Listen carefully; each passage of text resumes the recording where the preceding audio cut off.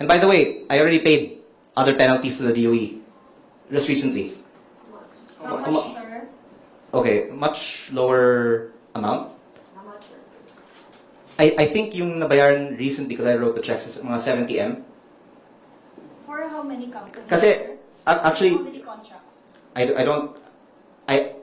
I am not keeping up really. Basically, may sinasabing kailangan kong permahan tong checking ito, pinirmahan ko. Pero, ang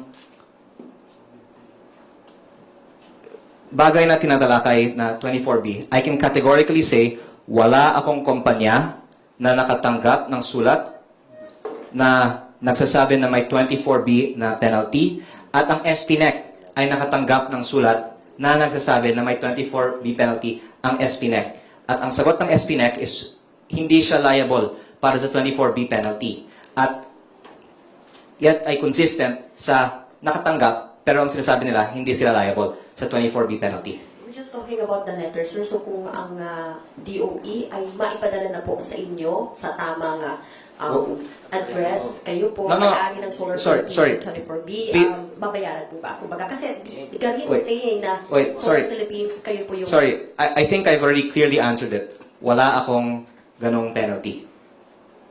Because nagkataon, hindi ito coincidence. May sulat tungkol sa 24B penalty sa SPNEC. At ang sagot ng SPNEC, hindi sila liable. Malinaw. Sir, mag-deal lang po ako dun sa sinabi nyo kanina na nakapag-file na kayo ng 70 million with regards dun sa ilang kumpanya na meron pa na kayo ang owner na may kontrata sa Yes. DOE. By the way, I also mentioned this last Friday na meron akong mga ibang mga fines na tens of millions. Kaya yun po na I think kahapon na encash yung mga bayad para sa 70M.